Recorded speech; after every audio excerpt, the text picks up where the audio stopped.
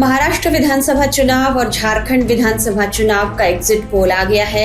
इन exit poll के आंकड़ों को लेकर जो पोल ऑफ पोल्स के नतीजे दिख रहे हैं, उसमें झारखंड में बीजेपी सत्ता में वापसी करती दिख रही है, तो वहीं महाराष्ट्र में महायुति सत्ता बरकरार रखती दिख रही है। दोनों ही राज्यों में विपक्ष को बड़ा झटका लगने का अनुमान है। महाराष्ट्र एग्जिट पोल के पोल ऑफ पोल्स में बीजेपी नेत महायुति गठबंधन सत्ता में वापसी करता दिख रहा है। विपक्ष को महाराष्ट्र में हार मिल सकती है।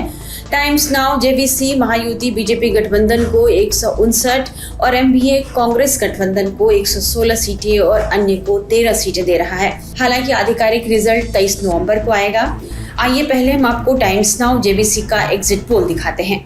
ये एकनाथ शिंदे जहां से चुनाव लड़ रहे हैं, कोपरी की सीट, वहां पर एकनाथ शिंदे चुनाव जीत रहे हैं, ये एग्जिट पोल दावा कर रहा है। यानी एकनाथ शिंदे जो मौजूदा मुख्यमंत्री हैं महाराष्ट्र के, वो अपनी सीट जीत रहे हैं, ये एग्जिट पोल पर निकल कर आ रहा है। इसके अलावा नागपुर दक्षिण पश्चिम, यहां से देवेंद्र फडणवीस चुनाव जीत रहे हैं एग्जिट पोल के मुताबिक, यानी डिप्टी सीएम भी अपनी सीट बचा रहे हैं।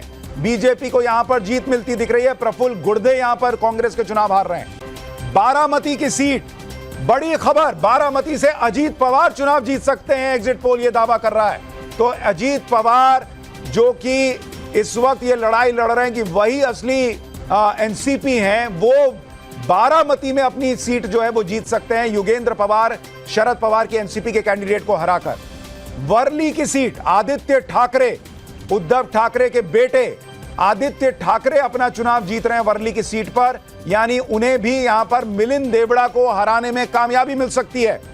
माहिम की सीट, यहां पर एमएनएस के अमित ठाकरे वो चुनाव जीत सकते हैं, ये निकल कर आ रहा है। सदा सरवणकर शिवसेना के और महेश सावंत उद्धव ठाकरे वाली शिवसेना के वो चुनाव हार सकते हैं। येवला की सीट, छगन भुजबल एनसीपी के यहां पर चुनाव जीत सकते हैं येवला की सीट पर।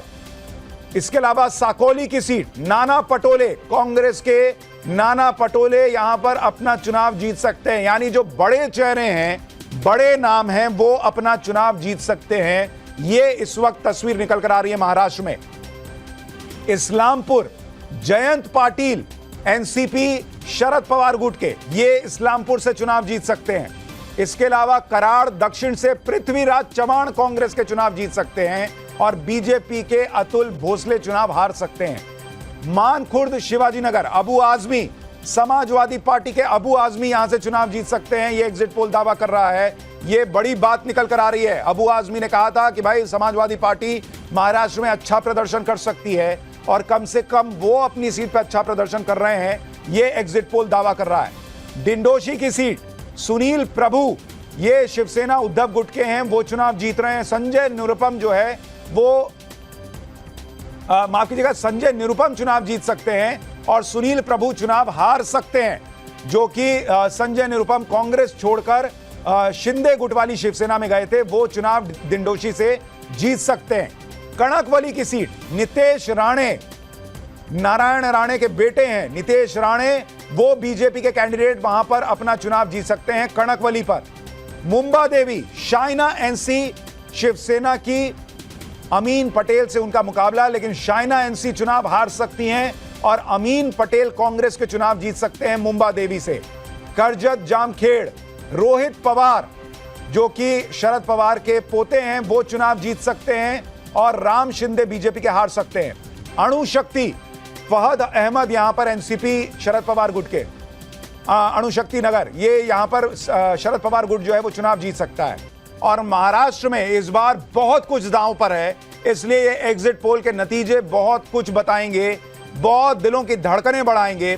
महाराष्ट्र में बड़े बड़े चेहरे अपना चुनाव जीत रहे हैं, ये तो दिख रहा है, लेकिन क्या बीजेपी गठबंधन महायुति सरकार बना पाएगी या महाविकास आघाड़ी की वापसी होगी? अब जरा ये बताना शुरू कीजिए और एग्जिट पोल के नतीजे रखना शुरू किए।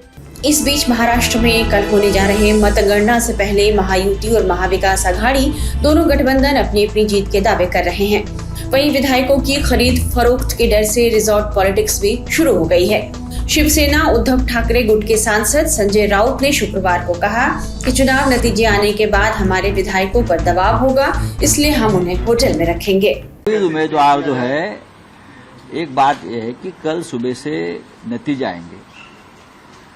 हमें पूरा विश्वास है कि हमें बहुमत प्राप्त होने जा रहा है। 160, 165 तक हम विधायक हमारे चुनकर आएंगे।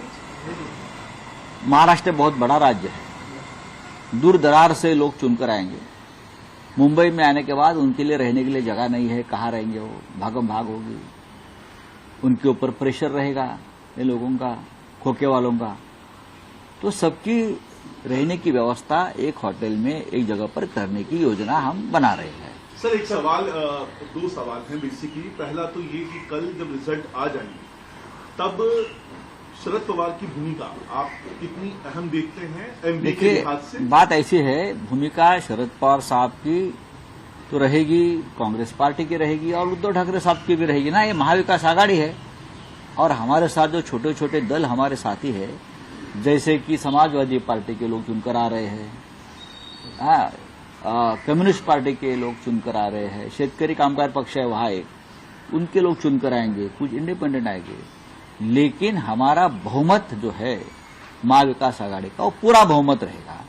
तो सब एक साथ बैठकर कल हम निर्णय लेंगे। प्रकाश अम्बेडकर की उसमें कहीं कोई जगह होगी, क्योंकि उन्होंने ट्वीट करके कह दिया है कि वो सत्ता जिसकी रहेगी उसके साथ। अच्छी बात है, अगर बीजेपी की रहेगी तो बीजेपी के साथ जाएगी, क्या ये नहीं कहा? बात रहे ऐसी है, सत्ता हमारी आ रही है, हमारी सत्ता आ रही है महाराष्ट्र में, और हमें सरकार बनाने से कोई रोक नहीं सकता। सवाल आपसे ये है, निर्दलीय और बागी उम्मीदवार, ये दो अलग अलग कैटेगरी हैं, इनके लिए आपकी क्या योजना है? सबसे पहले मैं ये कहूंगा कि हमारे 3 पार्टी के 160 लोग चुनकर आ रहे हैं।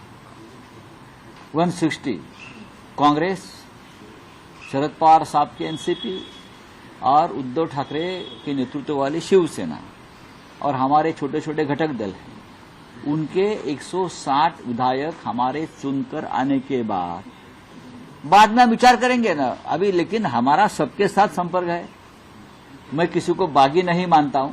चुनाव लड़ना सबका अधिकार है, कोई बागी नहीं है। चुनाव लड़ना सबका अधिकार है, कोई इंडिपेंडेंट लड़ता है, कोई छोटे छोटे दल का सहारा लेकर लड़ते हैं।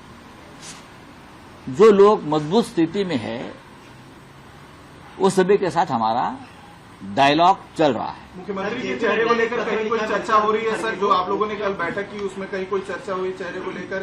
क्योंकि कांग्रेस की तरफ से सबसे ज्यादा सीटें उनकी हैं और जीत का दावा किया जा रहा है, सबसे ज्यादा नंबर उनके आएंगे। और जो फॉर्मूला आप लोगों की तरफ से किया गया था, जिसकी जितनी ज्यादा, ऐसा कोई फॉर्मूला अब तक बना नहीं था और ना बनेगा। सब मिलकर नेता चुनेंगे, मुख्यमंत्री पद का नेता चुनेंगे, सब मिलकर बैठेंगे। कोई फॉर्मूले के बारे में अब तक चर्चा नहीं हुई है। नाना पटोले और संजय राउत का स्पर्धा है कि किसने ज्यादा विवादक बयान दिए। ये वही पार्टी है जो विश्वास करती है वोट जिहाद में, नोट जिहाद में, लिकर जिहाद में, तुष्टीकरण की राजनीति, और इनकी नैया तो डूब चुकी है।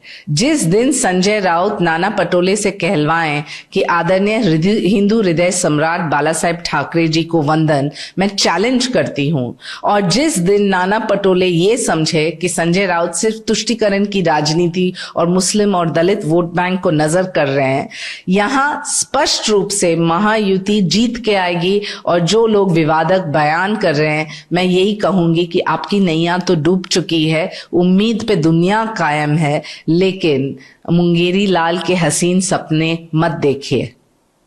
महाराष्ट्र विधानसभा की 288 सीटों के लिए 20 नवंबर को वोटिंग हुई थी। महाराष्ट्र में इस बार 65.02% वोटिंग हुई। ये 1995 के चुनाव के बाद सबसे ज्यादा है।